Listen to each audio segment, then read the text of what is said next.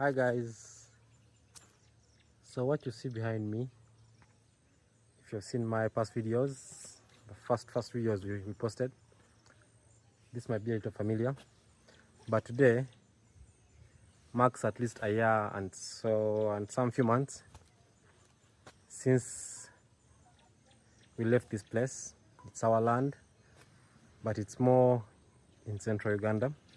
So we established a food forest. Then it was my home. So we planted so many trees, and today we are visiting it and see what time has done to it. Nature taken over, of course, with a little human hand, and share the progress with you.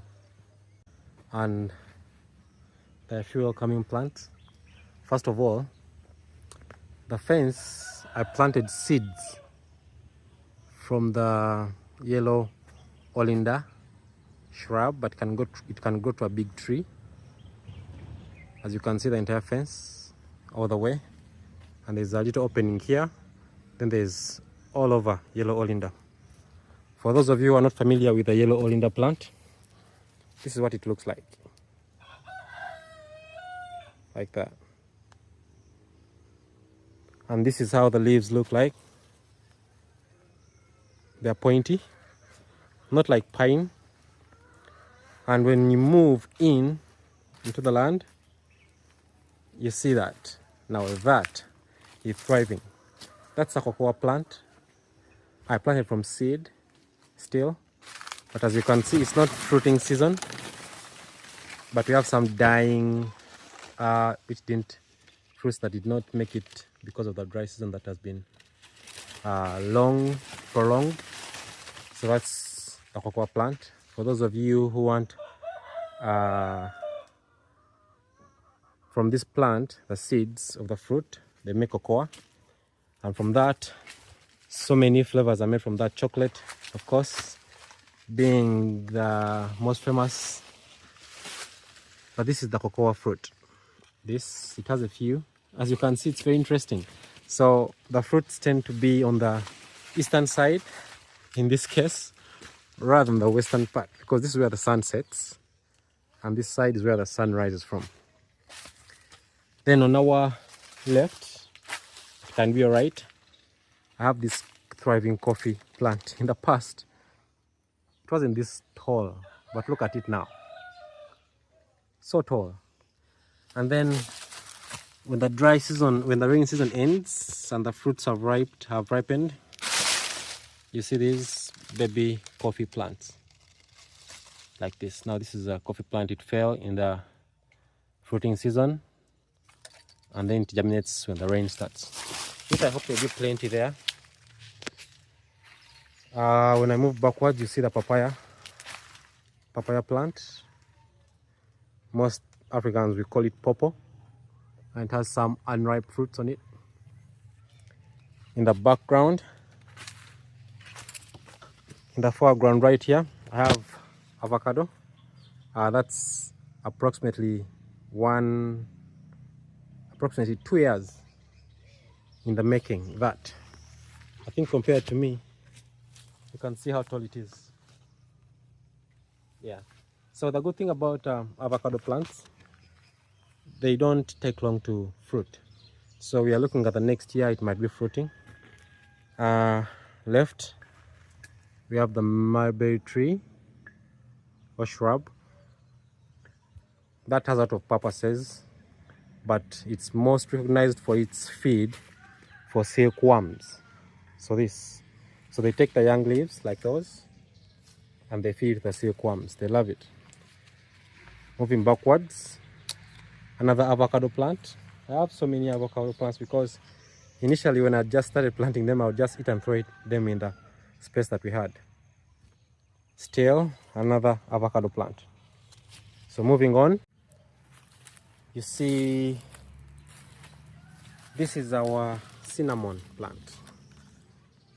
Cinnamon takes long to get moving, but when it does, it just shoots out. So we have quite a few, but this is the first one. And behind it, more avocado. Put in mind, that's our fence that I showed you earlier. uh, another avocado plant. And when I was planting this, it's not like I partitioned the land to plant in different places or in lines, in rows. I planted where I felt, you know, it deserved. In the background, right there in your view, that's the bottle brush plant. It throws its branches just like the willow tree in more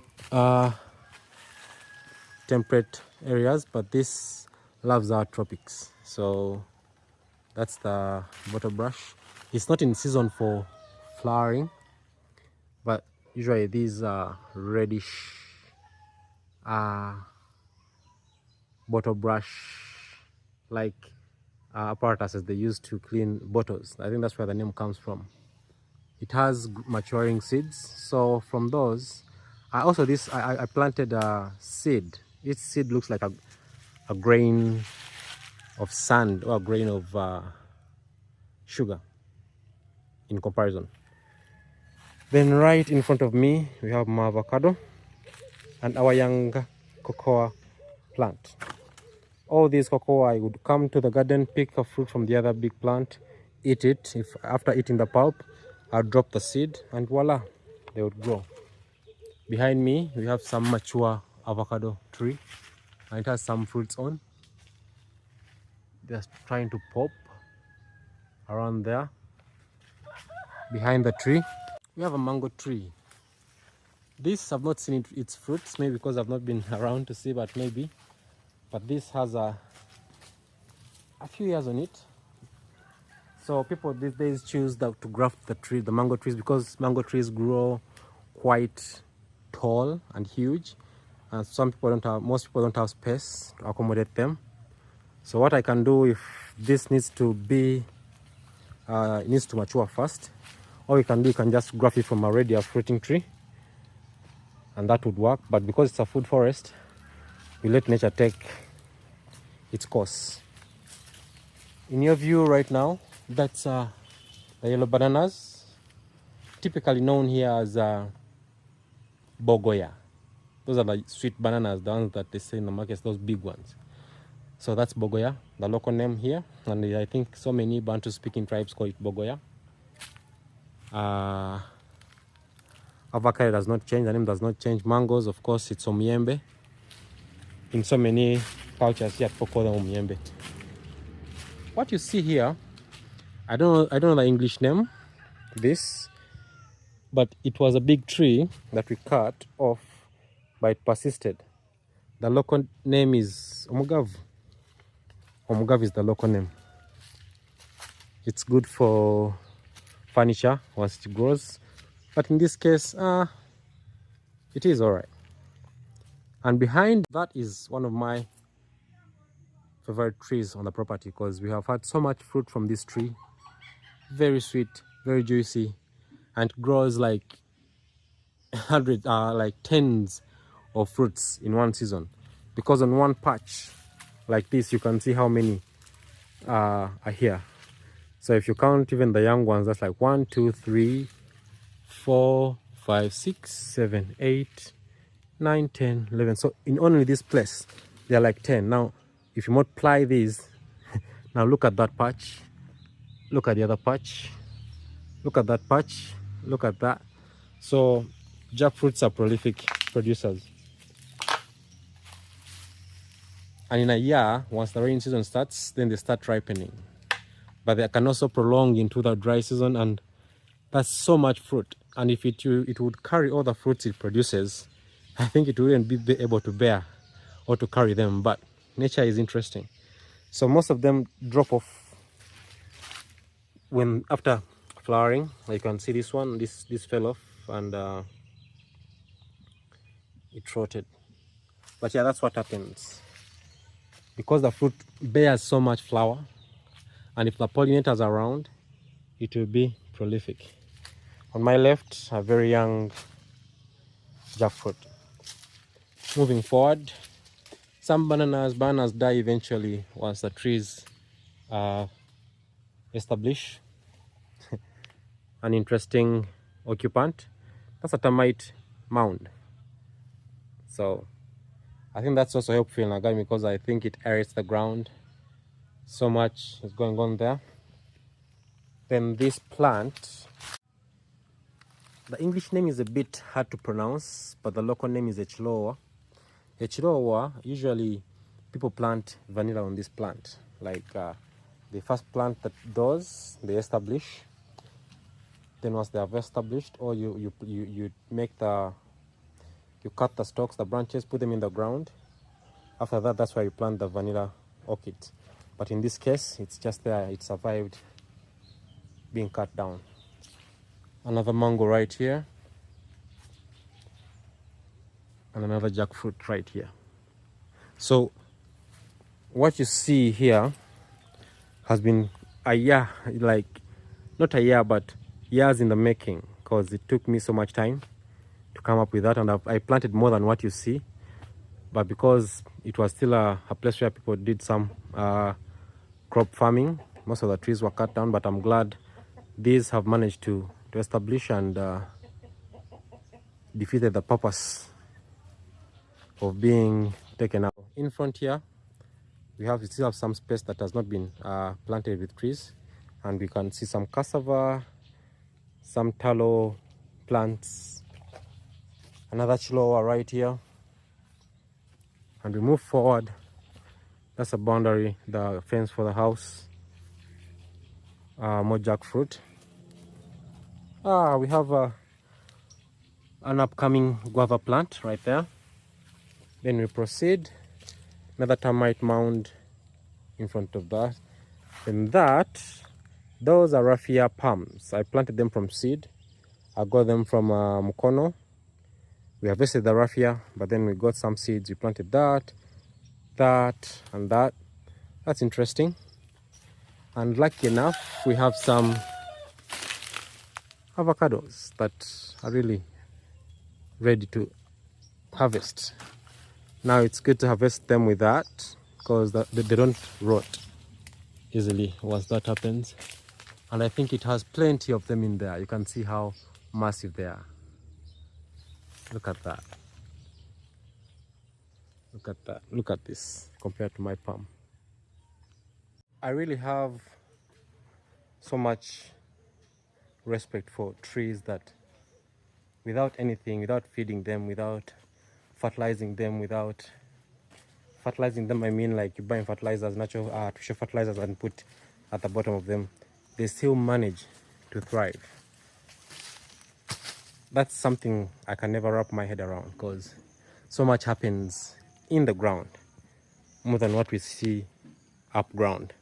So this is bamboo. This is a giant kind of bamboo. I also planted a very tiny plant way back in COVID times, and look at how massive this has become. Look at this. Oh, this is bamboo. The beauty about this bamboo is a clamping type of bamboo. It doesn't spread, and even if it spreads, it does not leave the mother stalk of the plant. Really look at that. That's a very massive cluster of bamboo. And I find it along the edge of the property. We have some cluster spreading bamboo, but they also grow in a very controlled cluster, like you can see right here.